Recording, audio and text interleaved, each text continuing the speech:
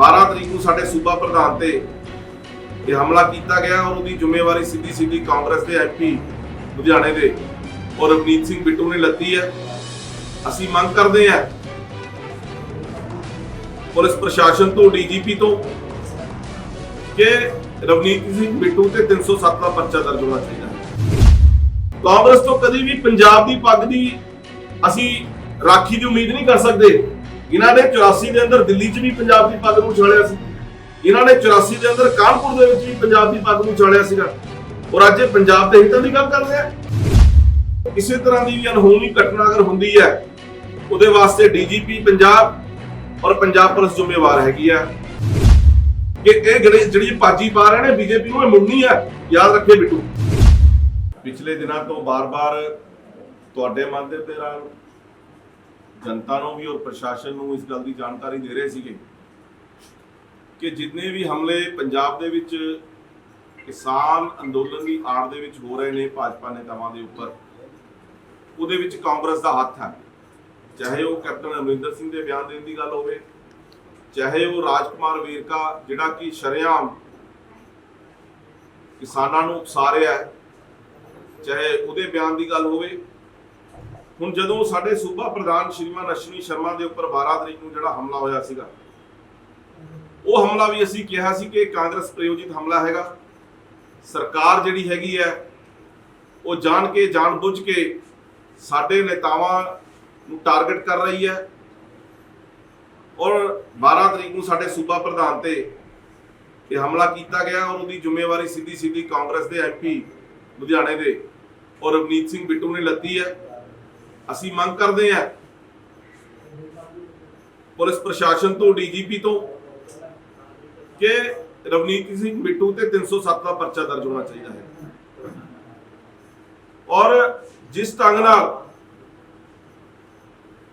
ਸਾਡੇ ਪਾਰਟੀ ਦੇ ਨੇਤਾਵਾਂ ਨੂੰ ਘਰਾਂ ਦੇ ਅੰਦਰ ਘੁਸ ਕੇ ਘੇਰਿਆ ਜਾ ਰਿਹਾ ਹੈਗਾ, ਉਹਦੇ ਵਾਸਤੇ ਪੁਲਿਸ ਪ੍ਰਸ਼ਾਸਨ ਪੰਜਾਬ, ਡੀਜੀਪੀ ਪੰਜਾਬ ਜ਼ਿੰਮੇਵਾਰ ਹੈ ਔਰ ਕਿਸੇ ਤਰ੍ਹਾਂ ਦੀ ਵੀ ਅਨਹੋਣੀ ਘਟਨਾ ਅਗਰ ਹੁੰਦੀ ਹੈ ਉਹਦੇ ਵਾਸਤੇ ਡੀਜੀਪੀ ਪੰਜਾਬ ਔਰ ਪੰਜਾਬ ਪੁਲਿਸ ਜ਼ਿੰਮੇਵਾਰ ਹੈਗੀ ਆ। ਔਰ ਅੱਜ ਜਿਹੜੀ ਗੱਲ ਅਸੀਂ ਬਾਰ-ਬਾਰ ਕਹਿ ਰਹੇ ਸੀਗੇ ਕਿ ਕਾਂਗਰਸੀ ਜਿਹੜੇ ਹੈਗੇ ਨੇ ਇਹ ਸਾਰੀਆਂ ਘਟਨਾਵਾਂ ਦੇ ਪਿੱਛੇ ਉਹਨਾਂ ਦਾ ਹੱਥ ਹੈ। ਰਵਨੀਤ ਸਿੰਘ ਬਿੱਟੂ ਨੇ ਸ਼ਰੇਆਮ ਇਹ ਗੱਲ ਕਰਕੇ ਕਿ ਮੈਂ ਇਹ ਹਮਲਾ ਕਰਵਾਇਆ, ਸੋ ਉਹਦੇ ਤੇ ਜਿਹੜੀ ਕਾਰਵਾਈ ਬਣਦੀ ਹੈ 307 ਦੀ, ਕਿਉਂਕਿ ਸ਼੍ਰੀ ਅਸ਼ਵਨੀ ਸ਼ਰਮਾ ਜੀ ਤੇ ਜਾਨਲੇਵਾ ਹਮਲਾ ਹੋਇਆ ਹੈ, ਉਹਨਾਂ ਤੇ 307 ਦਾ ਪਰਚਾ ਦਰਜ ਹੋਣਾ ਚਾਹੀਦਾ। ਸਰ, ਕੁਝ ਦਿਨ ਪਹਿਲੇ ਰਵਨੀਤ ਸਿੰਘ ਬਿੱਟੂ ਦੀ ਕੋਠੀ ਤੇ ਲੋਕ ਇਨਸਾਫ ਪਾਰਟੀ ਦੇ ਕਾਰਜਕਰਤਾ ਗਏ ਸੀ ਆਪਣਾ ਪ੍ਰੋਟੈਸਟ, ਉੱਥੇ ਵੀ ਇਹੀ ਲੜਾਈ ਹੋਈ ਤੇ ਉਹਨੂੰ ਮਾਰਿਆ ਸੀ। ਉਸ ਟਾਈਮ ਤੁਹਾਨੂੰ ਲੱਗਦਾ ਕਿ ਸਭ ਨੂੰ ਨਿੰਦਾ ਕਰਨੀ ਚਾਹੀਦੀ ਸੀ? ਦੇਖੋ, ਅਸੀਂ ਉਹਦੀ ਵੀ ਨਿੰਦਾ ਕੀਤੀ ਹੈ, ਮੈਂ ਖੁਦ ਕੀਤੀ ਹੈ ਨਿੰਦਾ ਉਹਦੀ। ਇਹ ਗੁੰਡਾ ਰਾਜ ਸ਼ੁਰੂ ਹੋਇਆ ਹੈ ਪੰਜਾਬ ਦੇ ਅੰਦਰ, ਮੈਂ ਬਾਰ-ਬਾਰ ਇਹ ਗੱਲ ਕਹਿਣਾ। ਦੇਖੋ, ਲੋਕਤਾਂਤਰਿਕ ਢੰਗ ਦੇ ਨਾਲ ਸਭ ਨੂੰ ਅਧਿਕਾਰ ਹੈ। ਜੇ ਲੋਕ ਇਨਸਾਫ ਪਾਰਟੀ ਦੇ ਵਰਕਰ ਜਿਨ੍ਹਾਂ ਨਾਲ ਵਧੀਕੀ ਕੀਤੀ ਗਈ ਸੀ, ਉਹਨਾਂ ਦੀ ਪੱਗ ਨੂੰ ਉਛਾਲਿਆ ਗਿਆ, ਪੰਜਾਬ ਦੀ ਪੱਗ ਦੀ ਜਿਹੜੀ ਰਾਖੀ ਦੀ ਗੱਲ ਕਰਦੇ ਆ ਉਹਨੂੰ ਉਛਾਲਿਆ ਗਿਆ ਉੱਥੇ, ਔਰ ਕਾਂਗਰਸ ਤੋਂ ਕਦੀ ਵੀ ਪੰਜਾਬ ਦੀ ਪੱਗ ਦੀ ਅਸੀਂ ਰਾਖੀ ਦੀ ਉਮੀਦ ਨਹੀਂ ਕਰ ਸਕਦੇ। ਇਹਨਾਂ ਨੇ 84 ਦੇ ਅੰਦਰ ਦਿੱਲੀ 'ਚ ਵੀ ਪੰਜਾਬ ਦੀ ਪੱਗ ਨੂੰ ਉਛਾਲਿਆ ਸੀ, ਇਹਨਾਂ ਨੇ 84 ਦੇ ਅੰਦਰ ਕਾਨਪੁਰ ਦੇ ਵਿੱਚ ਵੀ ਪੰਜਾਬ ਦੀ ਪੱਗ ਨੂੰ ਉਛਾਲਿਆ ਸੀਗਾ ਔਰ ਅੱਜ ਇਹ ਪੰਜਾਬ ਦੇ ਹਿੱਤਾਂ ਦੀ ਗੱਲ ਕਰ ਰਿਹਾ। ਰਵਨੀਤ ਸਿੰਘ ਬਿੱਟੂ ਪਹਿਲਾਂ ਜਿਹੜੀਆਂ ਸਟੇਟਮੈਂਟਾਂ ਦਿੰਦਾ ਹੈ, ਉਹ ਪਹਿਲਾਂ 90,000 ਦਾ ਕਰਜ਼ਾ ਜਿਹੜਾ ਮਾਫ ਕਰਨਾ ਸੀ ਕਿਸਾਨ ਤੇ, ਇਹਨਾਂ ਨੇ ਕਾਂਗਰਸ ਦੀ ਗਵਰਨਮੈਂਟ ਨੇ ਕਿਸਾਨਾਂ ਨਾਲ ਵਾਅਦਾ ਕੀਤਾ ਸੀ, ਪਹਿਲਾਂ ਉਹ 90,000 ਕਰੋੜ ਦਾ ਕਰਜ਼ਾ ਮਾਫ ਕਰੇ ਔਰ ਫਿਰ ਉਹ ਕਿਸਾਨਾਂ ਦੇ ਹਿੱਤ ਦੀ ਗੱਲ ਕਰਨ। ਇਸ ਤੋਂ ਪਹਿਲਾਂ ਉਹਨਾਂ ਨੂੰ ਕੋਈ ਅਧਿਕਾਰ ਨਹੀਂ ਕਿ ਉਹ ਕਿਸਾਨਾਂ ਦੇ ਹਿੱਤ ਦੀ, ਅਸੀਂ ਕਿਸਾਨਾਂ ਦੇ ਹਿੱਤ ਦੀ ਗੱਲ ਕਰਦੇ ਹਾਂ। ਕੀ ਮੰਦੇ ਦਬਾਅ ਵਧਾਇਆ ਜਾ ਰਿਹਾ, ਪਹਿਲੇ ਸਾਡੇ ਕਾਰਿਆਲੇ ਤੇ ਹੁੰਦਾ ਤੁਸੀਂ ਕਿਹਾ, ਉਸ ਤੋਂ ਬਾਅਦ ਸਾਡੇ ਪ੍ਰਧਾਨ ਤੇ ਫਿਰ ਭਾਰਤੀ ਜਨਤਾ ਪਾਰਟੀ ਜਿੰਨੇ ਹੋਰ ਕਾਰਜਕਰਤਾਵਾਂ ਨੂੰ ਖੌਫ ਬਣਾਇਆ ਜਾ ਰਿਹਾ। ਦੇਖੋ, ਬੜੀ ਸਪਸ਼ਟ ਮੈਂ ਤੁਹਾਨੂੰ ਗੱਲ ਦੱਸ ਰਿਹਾ।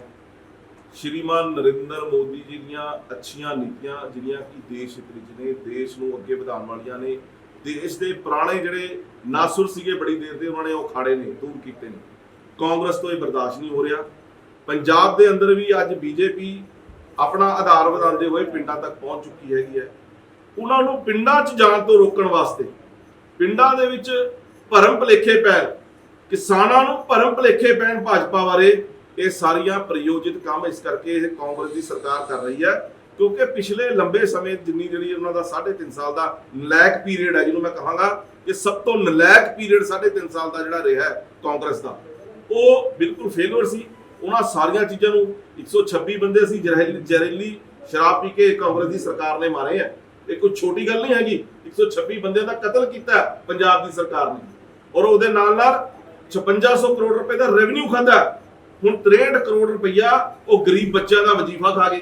ਇਹ ਸਾਰੀਆਂ ਗੱਲਾਂ ਛੋਟੀਆਂ ਨਹੀਂ ਸੀਗੀਆਂ, ਵੱਡੀਆਂ ਗੱਲਾਂ ਸੀਗੀਆਂ। ਪੰਜਾਬ ਸਰਕਾਰ ਦੇ ਕਿਸਾਨ ਦਿੱਲੀ ਗਏ ਸੀ, ਪਰ ਕੋਈ ਗੱਲਬਾਤ ਨਹੀਂ ਹੋਈ। ਉਹਨਾਂ ਨੇ ਕਿਹਾ ਉੱਥੇ ਕੋਈ ਉੱਪਰਲੇ ਸਤਰ ਦਾ ਨਾ ਕੋਈ ਮੰਤਰੀ, ਕੋਈ ਲੀਡਰ ਨਹੀਂ ਉਹਨਾਂ ਨੂੰ ਮਿਲਿਆ। ਦੇਖੋ, ਅਸੀਂ ਸਾਰੀ ਗੱਲ ਦੀ ਜਾਣਕਾਰੀ ਦਿੱਤੀ ਹੈ।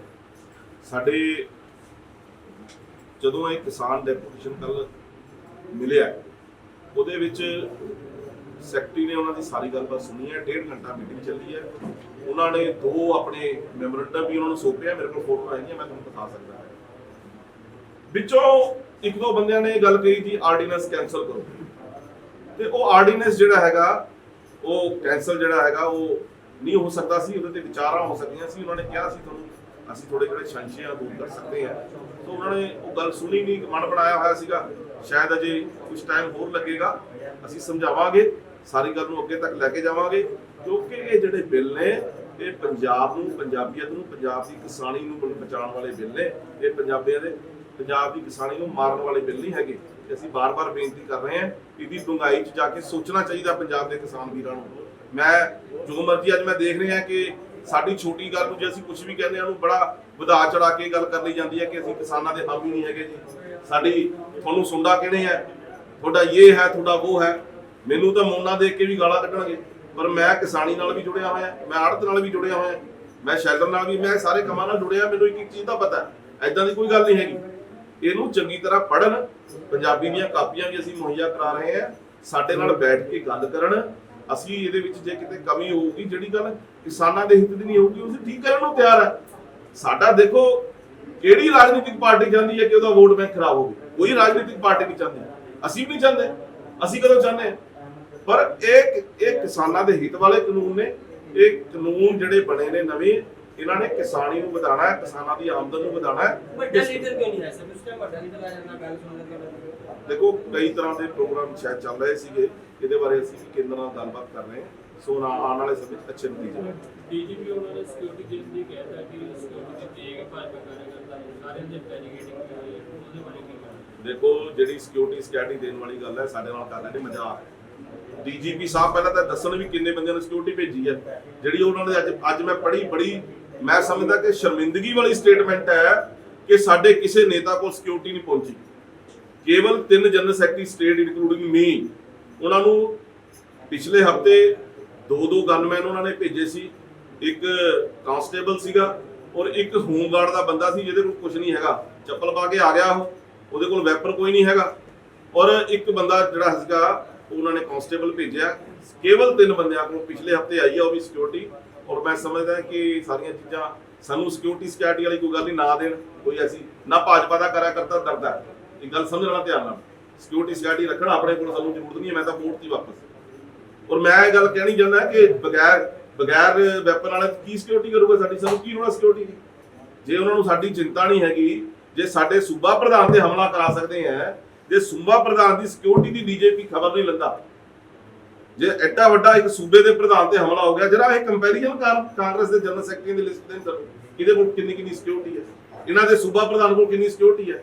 ਸਾਡੀ ਕੇਂਦਰ ਤੇ ਸਰਕਾਰ ਹੈ, ਇਹਨਾਂ ਦੇ ਸੂਬਾ ਪ੍ਰਧਾਨ ਕੋਲ ਜਿਹੜਾ ਜਾਖੜਾ ਉਹਦੀ ਸਿਕਿਉਰਿਟੀ ਚੈੱਕ ਕਰਾ ਦਿਓ ਤੇ ਸਾਡੇ ਸੂਬਾ ਪ੍ਰਧਾਨ ਦੀ ਸਿਕਿਉਰਿਟੀ ਚੈੱਕ ਕਰਾ ਦਿਓ। ਆ ਬਿੱਟੂ ਹੀ ਲਈ ਫਿਰਦਾ 15 ਗੱਡੀਆਂ। ਕੀ ਕੀਤਾ ਪੰਜਾਬ ਵਾਸਤੇ ਬਿੱਟੂ ਨੇ? ਕੀ ਕੀਤਾ ਲੁਧਿਆਣੇ ਵਾਸਤੇ ਬਿੱਟੂ ਨੇ? ਸਿਰਫ ਆਪਣੇ ਦਾਦੇ ਦੀ ਜਿਹੜੀ ਉਹ ਸ਼ਹੀਦੀ ਨੂੰ ਕੈਸ਼ ਕਰਾ ਰਿਹਾ। ਮੈਂ ਸ਼ਰੇਆਮ ਕਹਿ ਰਿਹਾ ਤੁਹਾਨੂੰ। ਔਰ ਬੜੀ ਸ਼ੇਮਫੁਲ ਗੱਲ ਹੈ ਕਿ ਇਹ ਜਿਹੜੀ ਭਾਜੀ ਪਾ ਰਹੇ ਨੇ ਬੀਜੇਪੀ ਨੂੰ, ਇਹ ਮੁੜਨੀ ਹੈ। ਯਾਦ ਰੱਖੇ ਬਿੱਟੂ।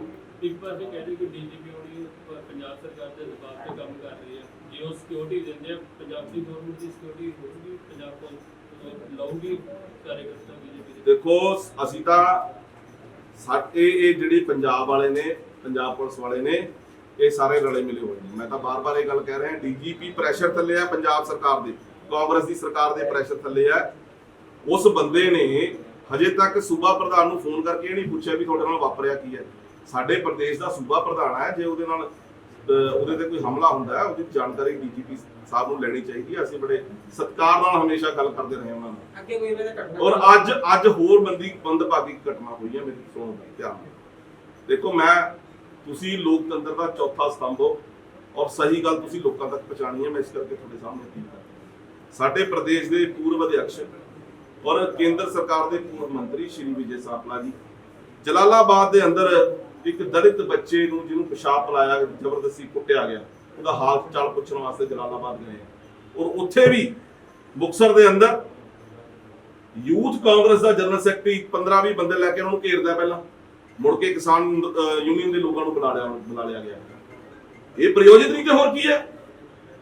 ਇਸ ਤੋਂ ਵੱਡੀ ਸਾਜ਼ਿਸ਼ ਹੋਰ ਕੀ ਹੋਏਗੀ? ਇਹਦਾ ਜਵਾਬ ਡੀਜੀਪੀ ਔਰ ਉੱਥੇ ਦੀ ਐਸਐਸਪੀ ਦੇਵੇ ਔਰ ਉਹ ਦੱਸ ਕੇ ਗਏ ਆ ਕਿ ਮੈਂ ਉੱਥੇ ਜਾ ਰਿਹਾ। ਇਹਦਾ ਮਤਲਬ ਇਹ ਹੈ ਕਿ ਬੀਜੇਪੀ ਦਾ ਨੇਤਾ ਜਿਹਦੇ ਨਾਲ ਵਧੀਕੀ ਇਸ ਪੰਜਾਬ ਦੇ ਅੰਦਰ ਹੋ ਰਹੀ ਹੈ, ਜੇ 126 ਜਿਹੜੇ ਪੰਜਾਬੀ ਮਰੇ ਆ ਜੇ ਉਹਨਾਂ ਦੀ ਆਵਾਜ਼ ਚੱਕਦੇ ਆ ਤਾਂ ਬੀਜੇਪੀ ਤੇ ਉਹ ਹਮਲੇ ਕਰਵਾ ਰਹੇ ਨੇ।